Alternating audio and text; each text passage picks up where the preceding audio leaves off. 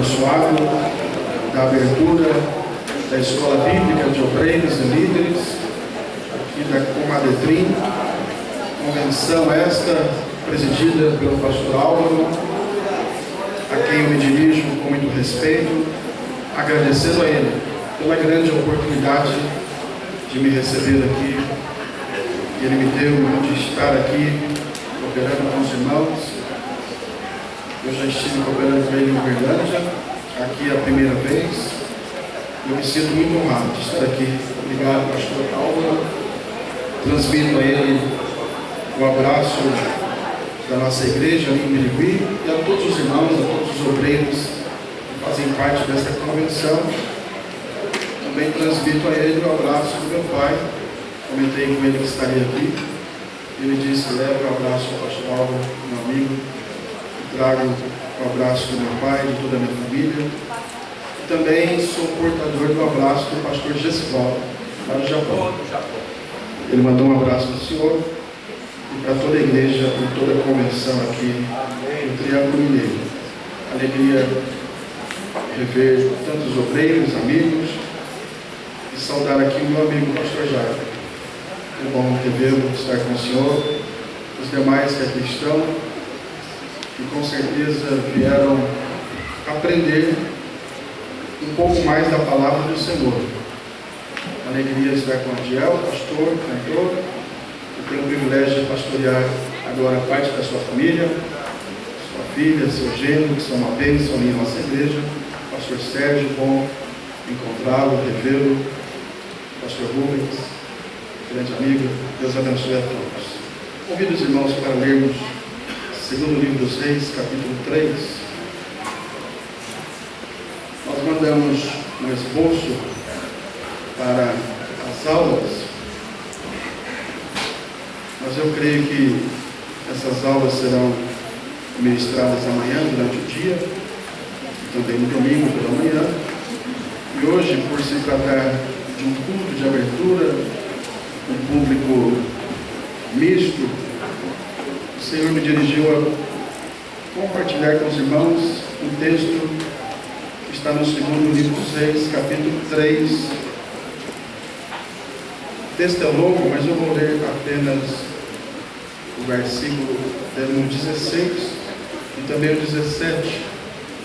Segundo Reis, capítulo 3, versos 16 e 17.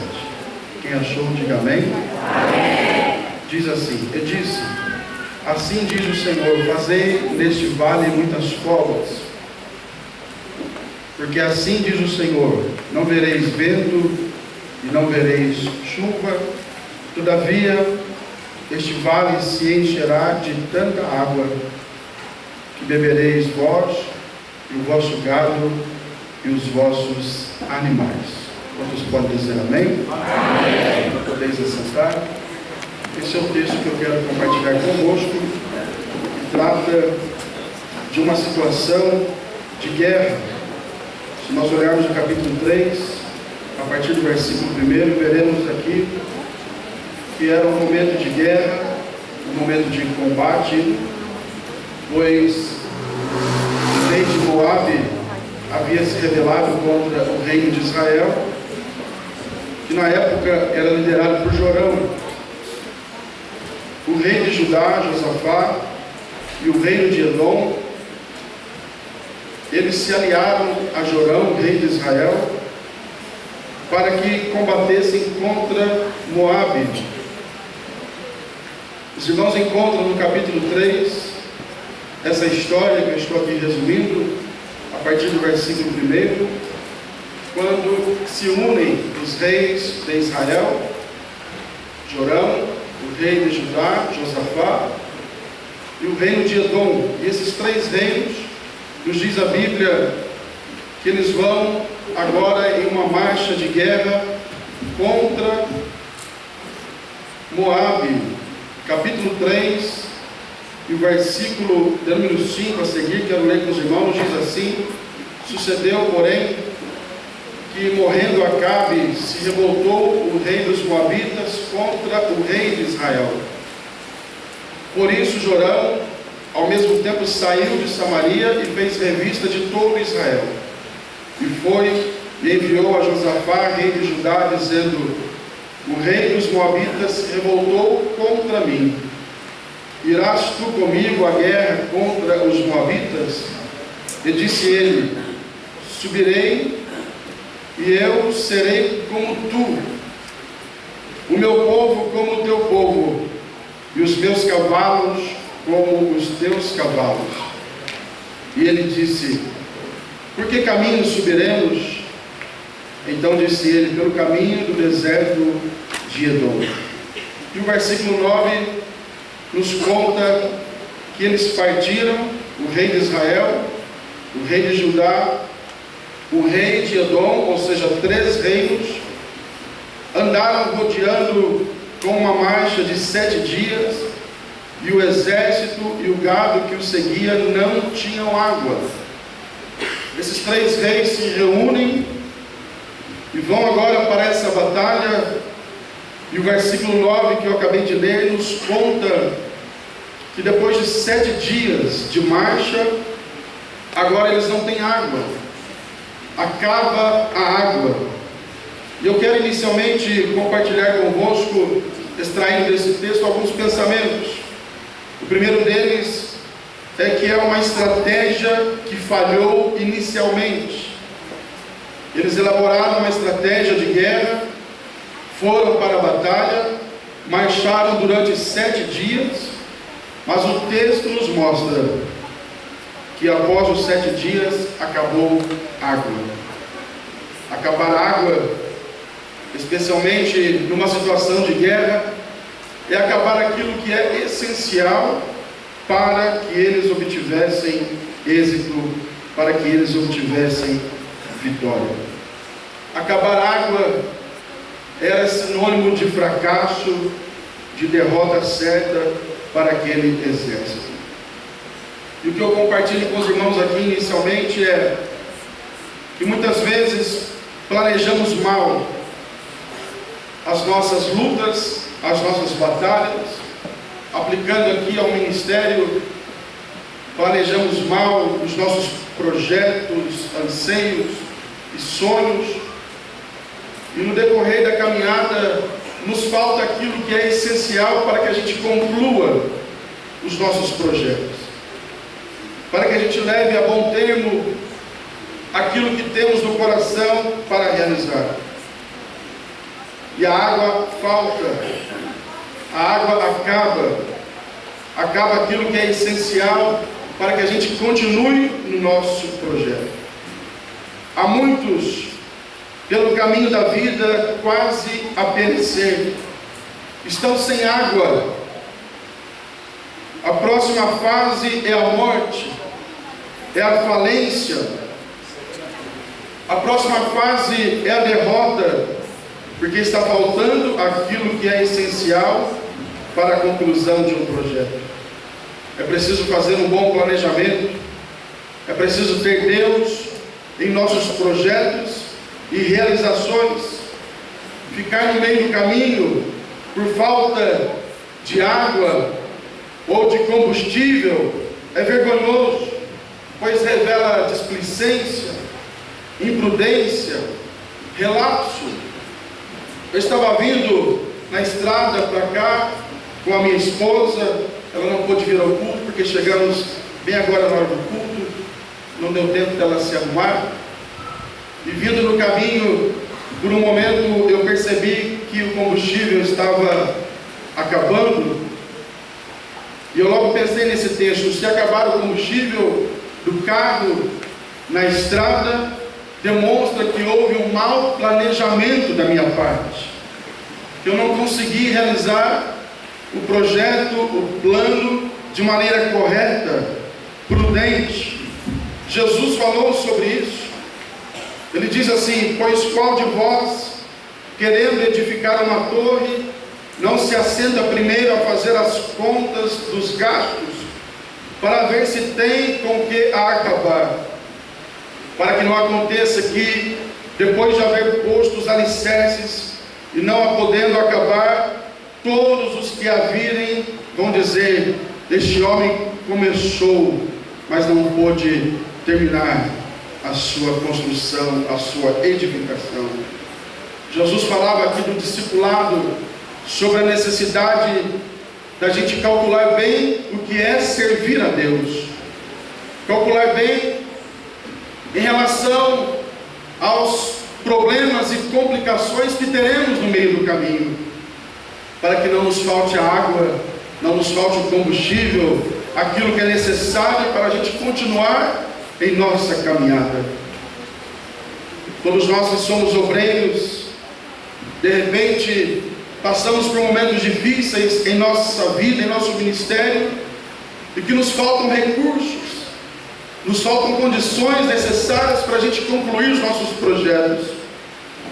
E às vezes faltam recursos e condições porque planejamos mal, porque não soubemos calcular tudo aquilo que deveríamos fazer. E às vezes nos faltam os recursos devido aos problemas da vida, às variáveis, às circunstâncias que nos cercam, e nós pensamos que vamos ficar no meio do caminho porque faltou água, faltou o combustível, faltou aquilo que é necessário para a gente continuar no nosso projeto. Exatamente isso que aconteceu aqui em 2 Reis capítulo 3. 3 reis indo para uma batalha com os seus exércitos, com os cavalos e cavaleiros, e agora depois de 7 dias falta água. A derrota era certa, o prejuízo seria enorme. Mas aí me vem uma outra reflexão: o que fazer e o que não fazer quando isso acontece? O texto nos apresenta lições sobre o que fazer e o que não fazer quando isso acontece. Primeiramente eu quero abordar com os irmãos aqui o que não fazer quando nos falta os recursos necessários para concluirmos os nossos projetos. Tão importante quanto saber o que fazer na hora da crise é saber o que não fazer. Olhando para Jorão, o rei de Israel, nós aprendemos com ele o que não fazer, qual atitude não tomar quando nos falta os recursos necessários para concluirmos os nossos projetos. E eu peço que você olhe comigo no capítulo 3, no segundo livro dos Reis, quando falta água, no versículo 9 que já lemos. Aí o 10 nos diz assim: então disse o rei de Israel: que o Senhor chamou a estes 3 reis para os entregar nas mãos dos moabitas. Quando nós olhamos para Jorão, o rei de Israel, nós vemos nele o que não fazer quando enfrentamos algumas crises em nosso ministério, em nossa vida cristã, em nossa vida de forma geral. Jorão, diante daquela crise, da falta de água, no versículo 10 onde eu li, ele dá um brado, e ele diz: em outras versões está assim: e agora? Em outras palavras ele está dizendo: o que faremos? Em outras palavras ele está demonstrando desespero. Na hora da crise, Jorão, o rei de Israel, está apresentando desespero para o povo, demonstrando descontrole para aquele povo, para aquele exército. Essa expressão mostra desespero, e tal atitude não gera solução, pelo contrário, cria instabilidade, mostra um líder despreparado, sem alternativas, sem equilíbrio. É provável, não conheço a grande maioria dos irmãos que aqui está, mas é muito provável que alguns vieram a esta reunião e estão enfrentando crises. Não estou aqui profetizando e nem querendo emocionar você, porque isso é um fato, é uma realidade. Numa multidão dessa, é muito provável que alguns estejam enfrentando crises. Crises no ministério, crises na família, crises na vida financeira, financeira, crises diversas que te cercam por todos os lados. Nesse texto sagrado, a gente aprende que quando falta água, quando chega a crise, quando chega o problema, nós não devemos nos desesperar. Jorão é o retrato do obreiro, do líder, do crente que entra em desespero. Ele demonstra aqui que não confiava em Deus. Jorão está demonstrando que não cria no Deus de Israel.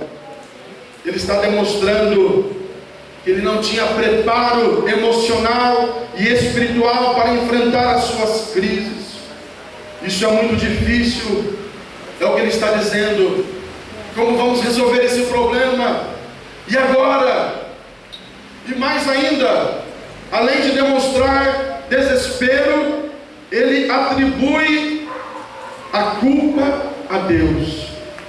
Quando ele diz assim: o Senhor chamou a estes 3 reis para entregá-los nas mãos dos moabitas. Além de demonstrar desespero, ele está dizendo: foi Deus que nos colocou nessa.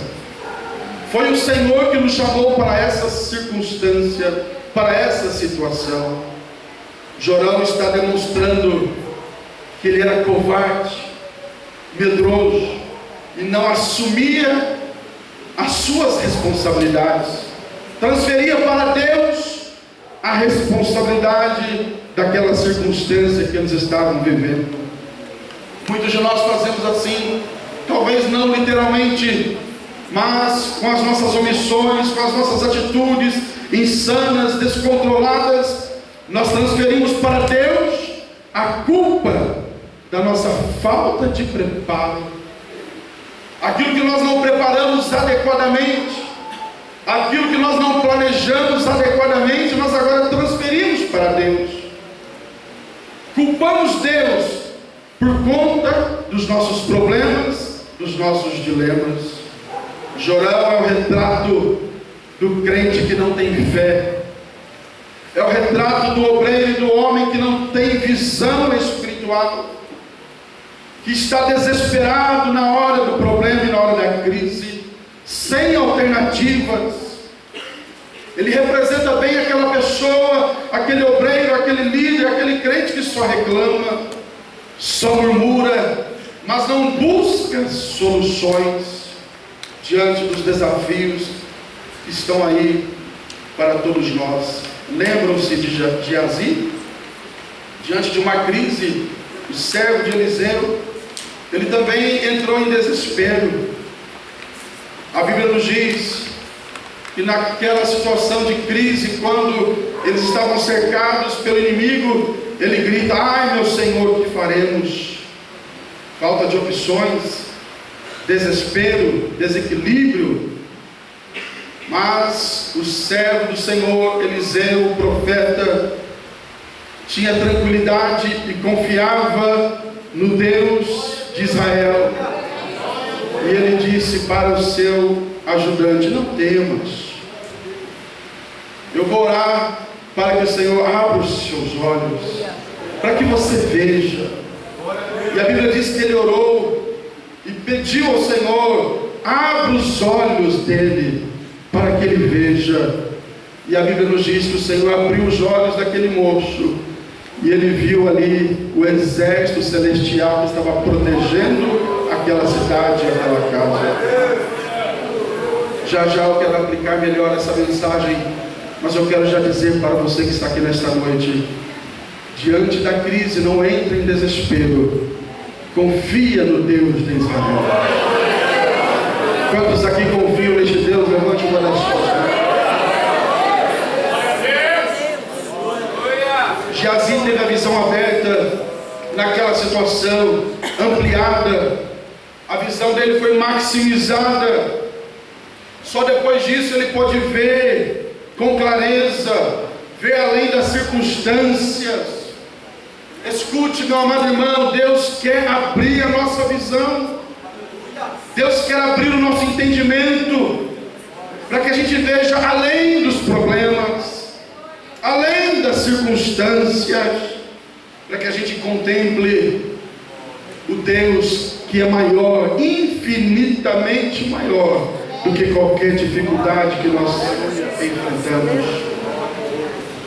O Senhor não quer que a gente fique focado apenas nos problemas, mas que a gente tenha a real dimensão do plano dele para a nossa vida.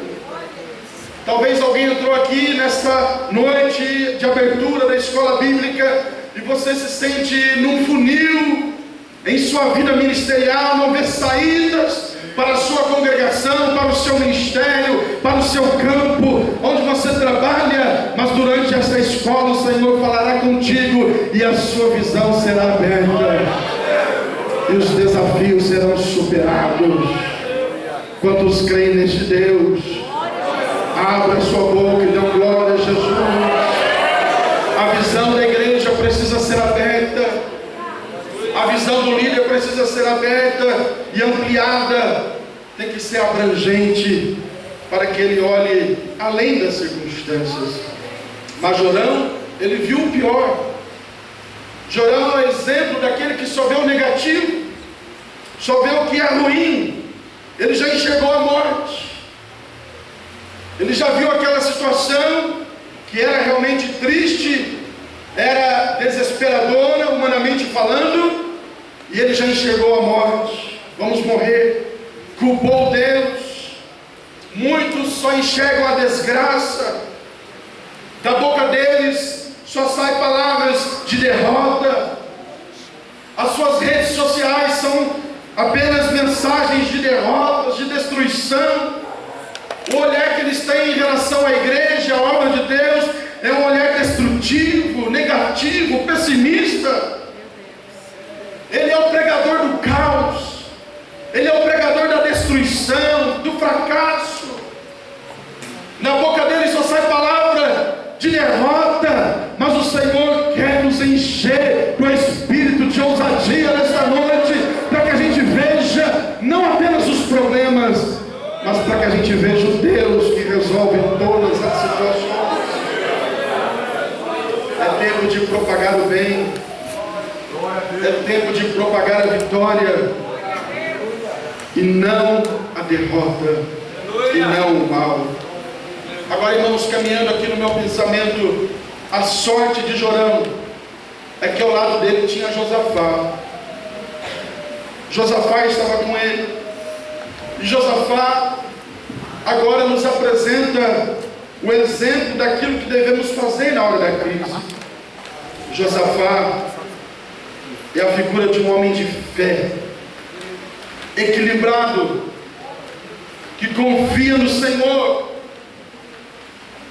um homem que agradava a Deus com a sua fé.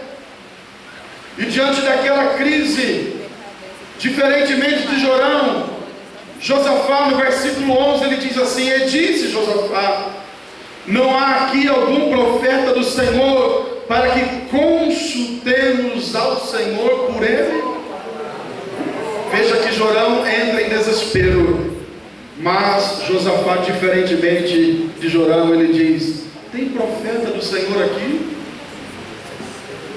Vamos consultar ao Senhor através do profeta. O que Josafá está dizendo é: na palavra de Deus a saída, na palavra de Deus a resposta, na palavra de Deus nós encontraremos a luz que vai iluminar o nosso caminho. A palavra de Deus vai nos dar direção.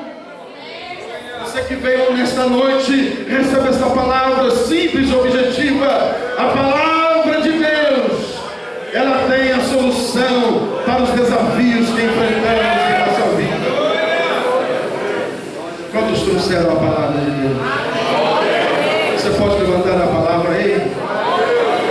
Aí está a solução, aí está a resposta, aí está a luz, aí está o caminho que nós devemos trilhar. E Josafá pergunta: tem profeta do Senhor aqui? Tanto Jorão como Josafá fizeram perguntas na hora da crise, mas um perguntou em tom de desespero, sem solução, que foi Jorão, quando ele disse: e agora? Mas o outro perguntou, apresentando e sugerindo soluções. Josafá perguntou: tem profeta? Josafá sabia onde estava a solução. Josafá sabia onde estava a resposta. Pois quando responderam que Eliseu estava lá, imediatamente Josafá declarou: a palavra do Senhor está com ele. Eliseu. Quando Josafá pergunta: tem profeta do Senhor aqui para que consultemos ao Senhor por ele?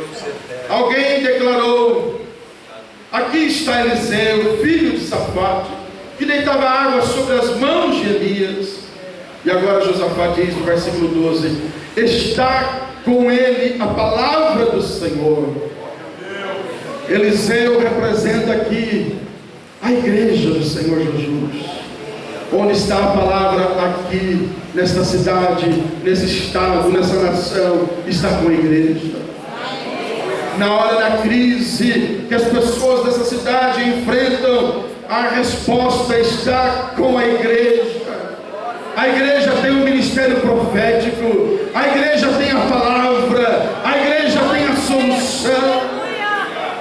A solução, com todo respeito às autoridades políticas, não está com o prefeito, com o governador, nem tampouco com o presidente da república. A solução para essa cidade, a solução para este país está na palavra de Deus. Quantos creem assim, glorificam o nome do Senhor. Josafá precisava da palavra. Ele sabia que a palavra do Senhor queria direcioná-lo. Ele demonstrou fé, confiança em Deus. Ele cria nos profetas do Senhor. Veja o que ele falou em outra ocasião: e pela manhã cedo se levantaram e saíram ao deserto de Tecoa. E ao saírem, Josafá pôs-se em pé e disse: ouvi-me, ó Judá, e vós, moradores de Jerusalém, crede no Senhor vosso Deus, e estareis seguros.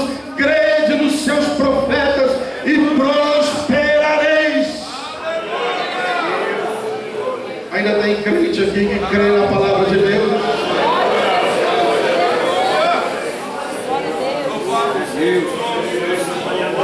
Em um mundo tão cético, em um mundo tão secularista, em um mundo que tem virado as costas para a palavra, eu louvo, meu Deus, porque ainda tem uma multidão nesta nação que ama a palavra, que crê na palavra, que confia na palavra. Bendito seja o nome do Senhor. Ele, Josafá, não se deixou levar pelo discurso derrotista de Jorão. Ele se voltou para a esperança. Ele queria apenas uma palavra do Senhor. Se lembram do centurião? O seu servo estava doente. Ele manda mensageiros para que chamassem Jesus para curar o seu servo. De repente a ficha dele cai e ele diz: não, diga somente uma palavra e o meu criado estará lá. Se você puder, diga para quem está ao seu lado: só uma palavra de Deus pode mudar a sua história hoje. Quantos creem no poder da palavra? Levante as duas mãos para o alto, você que crê no poder da palavra. Só uma palavra da parte do Senhor pode mudar a sua história. Independente de quem prega, independente de quem fala aqui, a palavra de Deus, ela é poderosa, ela é eficaz, ela é atuante, ela é penetrante, ela vai ter a divisão da alma, ela que resolve as questões, ela que traz a solução para a igreja, ela que traz a solução para o nosso ministério. Bendito seja o nome do Senhor. Certa ocasião Pedro falou, os irmãos conhecem a história, Lucas capítulo 5, sobre a pescaria. Quando ele quis não obedecer a palavra de Jesus, mas de repente ele se reposiciona e ele diz: sobre a tua palavra lançarei a rede. Ou seja, fundamentado na tua palavra, apoiado na tua palavra, eu vou lançar a rede. E o resultado, os irmãos conhecem, a grande pescaria. Nós precisamos da palavra de Deus. Nós precisamos ouvir a palavra, crer na palavra. Nas crises que enfrentamos, nos voltemos para a palavra. A palavra de Deus nos traz a solução para todos os nossos dilemas. É a palavra de Deus que faz nascer fé em nosso coração. De sorte que a fé é pelo ouvir e ouvir pela palavra de Deus. Romanos capítulo 10 e versículo 17. Como estão os seus ouvidos? O que você está ouvindo? O grande problema nosso, irmãos, é que muitas vezes ouvimos tudo e todos, menos a palavra. Diante das crises que enfrentamos, ouvimos o noticiário, aqueles que fazem os prognósticos econômicos e outros, ouvimos os nossos parentes que nem crentes são, ouvimos tantas pessoas que nem temem a Deus, mas muitas vezes os nossos ouvidos estão fechados para a palavra.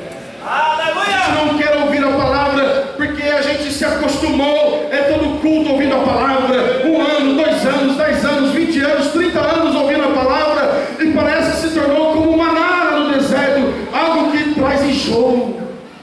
Tem gente enjoada da palavra, tem gente que não suporta mais ouvir a palavra, tem gente que, se o pregador, a mensagem não for do jeito que ele quer, que gere as emoções que ele quer, que faça ele dar os pulinhos que ele gosta de dar, os pulinhos dele, isso não serve para ele. Mas nós temos que ouvir a palavra. Quem vê nessa escola bíblica ouvir a palavra, levante as duas mãos e dê uma glória a Deus. Temos que ouvir a palavra.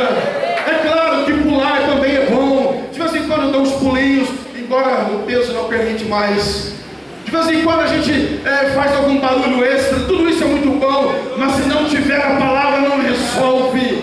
A palavra tem que estar no culto, nos louvores, na leitura oficial, na mensagem, no dia a dia do crente. A palavra tem que estar em nossa vida. Disse o salmista: escondi a tua palavra no meu coração, para não pecar contra ti. Como estão os nossos ouvidos? O que estamos ouvindo? A voz de Deus ou a voz do inimigo? Quando ouvimos a voz de Deus, nasce fé em nosso coração. Mas quando ouvimos a voz do inimigo, nasce o medo. E o medo é uma espécie de fé, porque o medo é a fé na derrota. Quem tem medo tem fé, mas a fé dele é na derrota. Ele já tem certeza que vai perder. Eu já tenho certeza que vai ser derrotado.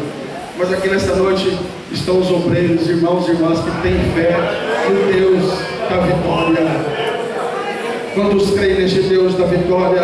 Levante as duas mãos e dê glória em nome do Senhor Jesus. Agora escute: o inimigo sabe quando estamos com medo. Os animais sabem quando suas presas estão atemorizadas. E é nessa hora que eles atacam para matar. Se Josafá não tivesse ali, a derrota era certa. Porque Jorão demonstrou o medo, o desespero. Na hora da crise, ele não se voltou para Deus, confiando em Deus. Mas Josafá diz: tem profeta aqui? Aleluia. Está com ele a palavra. Vamos ouvir a palavra. Vamos receber a palavra. Quando ouvimos a palavra, então nasce a fé. E quando nasce a fé, o medo vai embora. Eu quero ministrar para você que veio nesta noite, quem sabe cheio de medo, temores na sua alma, e você não vê saída para os seus dilemas. Receba a palavra no seu coração, e este medo vai embora.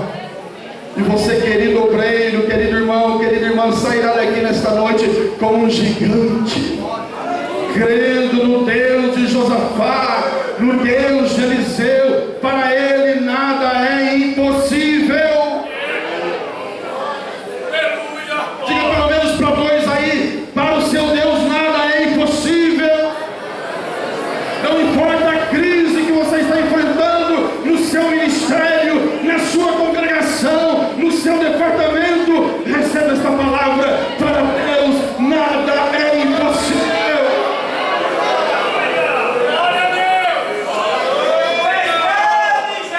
Deus fala quando os creem no Deus que fala. Deus fala na hora da crise, Deus fala. Vou fazer uma pausa aqui rapidinho para contar um testemunho para os irmãos que me veio à mente agora. Eu estava enfrentando um problema muito difícil ali no campo, onde estamos trabalhando já, pela graça de Deus, há 18 anos. E num daqueles problemas difíceis, eu estava no quarto com a minha esposa e a gente só chorava. Não havia nem condições de orar de forma compreensível, humanamente falando, a gente só chorava. E naquele choro, no meu espírito, eu disse: Senhor, se tu tens ainda algo comigo, fala comigo agora. De alguma maneira, fala comigo. Quem crê que o Senhor fala? O telefone tocou e eu atendi. Era a irmã Maria, que já dorme no Senhor, que dirigiu o círculo de oração. E ela estava com dificuldade de locomoção já nessa época. E ela disse: pastor, eu não posso ir aí, não tem condições. Mas o Senhor mandou dizer isso. E foi falando tudo que eu havia pensado no meu quarto. Ela foi falando isso. E finalizou dizendo: o Senhor é contigo. Levanta a tua cabeça. E eu recebi aquela palavra com uma injeção de ânimo. Levantei daquele quarto, eu e minha esposa, e estamos até hoje fazendo a obra do Senhor, porque Deus fala. Escute, na hora da crise Deus fala, na hora da dificuldade Deus fala. Mas se tiver ali um desespero, se tiver ali alguém que está demonstrando que não tem confiança em Deus, então Deus se afasta. Mas quando Josafá disse: olha, nós queremos ouvir a palavra, onde está o profeta? Está com ele a palavra do Senhor. Ele demonstrou então confiança em Deus, confiança no Senhor. E foram até o profeta. E chegando, caminhando para o final, até o profeta. Olhe comigo na Bíblia o que diz o segundo livro dos Reis, capítulo 3. E quando eles chegaram até Eliseu, Eliseu diz para eles no versículo 13: que tenho eu contigo? Disse para o rei de Israel: vai aos profetas de teu pai e aos profetas de tua mãe. Porque os pais de Jorão, Acabe e Jezabel, eram perseguidores dos profetas do Senhor. Os irmãos conhecem a história. E agora Jorão está diante de Eliseu.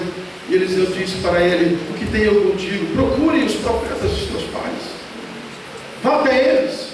Eliseu não era politicamente correto, ele foi ríspido, mas era necessária essa palavra para repreender aquele homem que só procurava Deus na hora do problema. Aquele homem que vinha de uma família que perseguia profetas, mais ou menos como alguns políticos que existem por aí, que só procuram a igreja na época da eleição e depois perseguem a igreja. Este era Jorão e a sua família.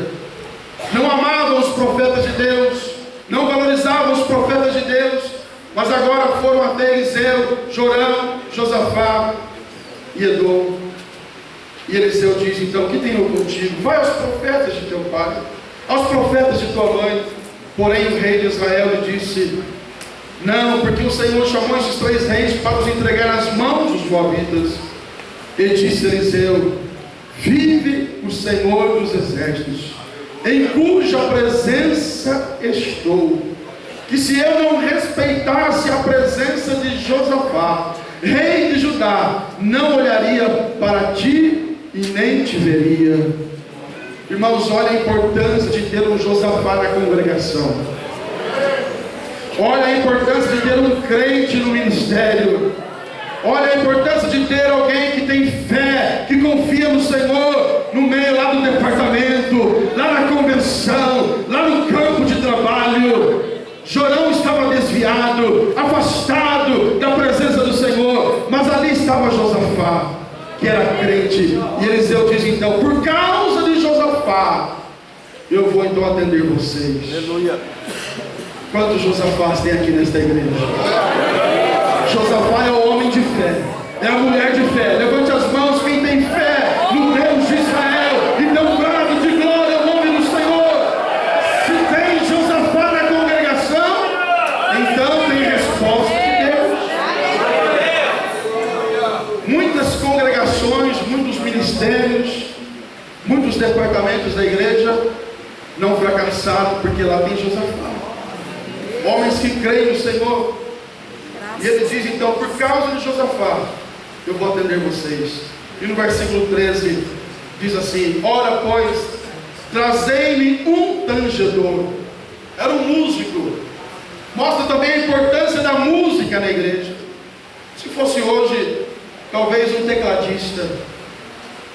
E Eliseu diz: traga um tangedor, um tecladista, porque a música, ela é no culto a condutora da presença de Deus.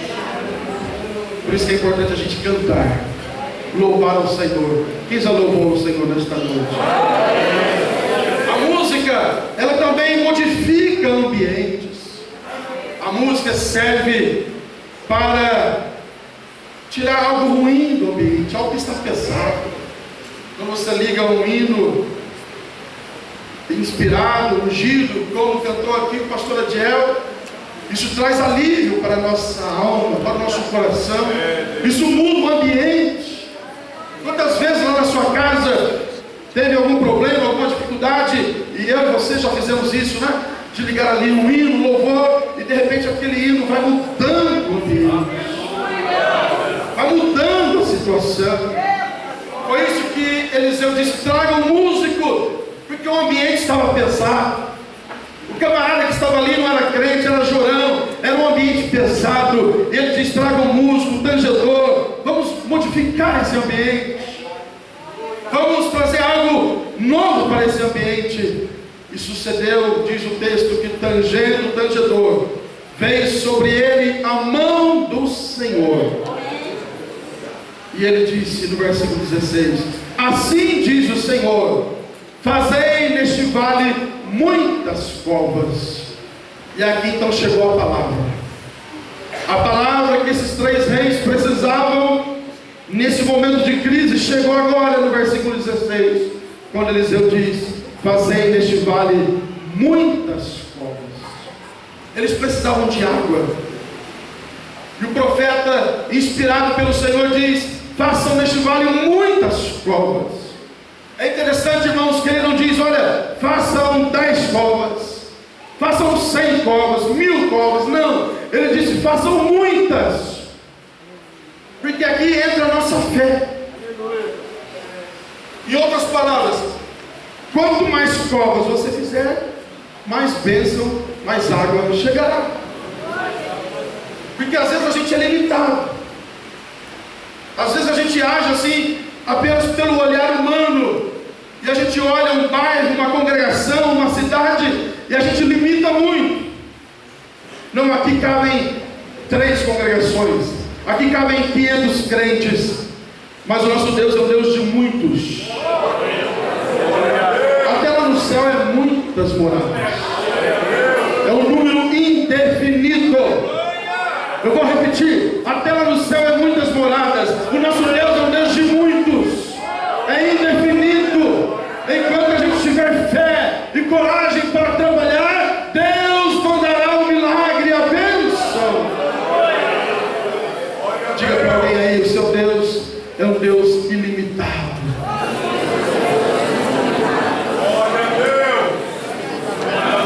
Quantos confiam neste Deus?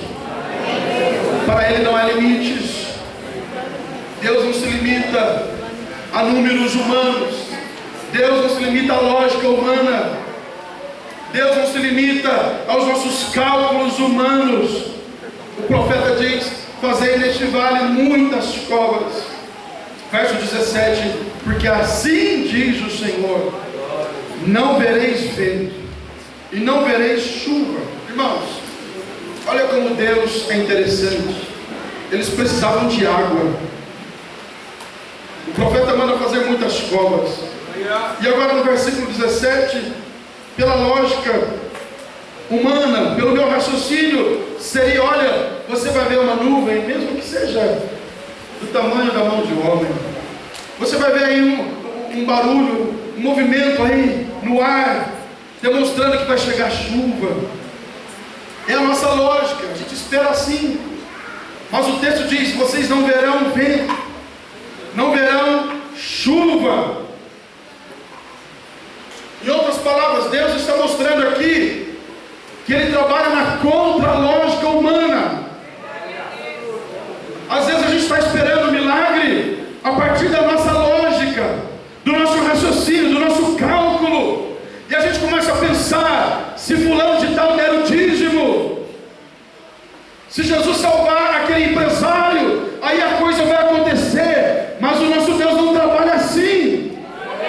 É claro que Ele pode e quer salvar o empresário, o homem rico, mas Deus não trabalha na lógica humana. Deus faz coisas grandiosas a partir de pessoas pequenas. Vou repetir: Deus faz coisas grandiosas a partir de situações e pessoas pequenas, inexpressíveis. Esse é o Deus que nós servimos. Quantos creem nesse Deus? Levante uma das suas mãos, segura a sua mão levantada, se você puder, e recebe essa palavra. O Deus que você serve não depende dos cálculos do homem. Ele faz coisas grandiosas a partir daquilo que Ele deseja fazer. Seja o nome do Senhor. Se nós abríssemos aqui oportunidade para cada pastor que está presente contar o testemunho, todos eles seriam testemunho de milagre vivido no ministério, a partir de coisas que humanamente era impossível. Mas esse é o nosso Deus. Ele é o Deus das causas impossíveis. Ele é o Deus que faz coisas grandes a partir de situações de pessoas pequenas. E o profeta diz: não vereis vento, não vereis chuva, todavia este vale se encherá de tanta. O profeta não diz: este vale se encherá de água, mas ele diz: este vale se encherá de tanta. É o superlativo, de novo aqui. É uma expressão que dá a ideia de coisa ilimitada, além da nossa capacidade de pensar. Porque esse é o Deus que nós servimos, que faz muito mais, além, abundantemente, daquilo que pedimos ou pensamos. O Deus que você serve, Ele te surpreende. Quantos creem no Deus que surpreende-nos? Diga para duas pessoas aí: o teu Deus vai te surpreender nessa escola bíblica. Ele vai te surpreender neste final de semana. Ele faz coisas que nós não imaginamos. Ele vai além da nossa capacidade de raciocínio.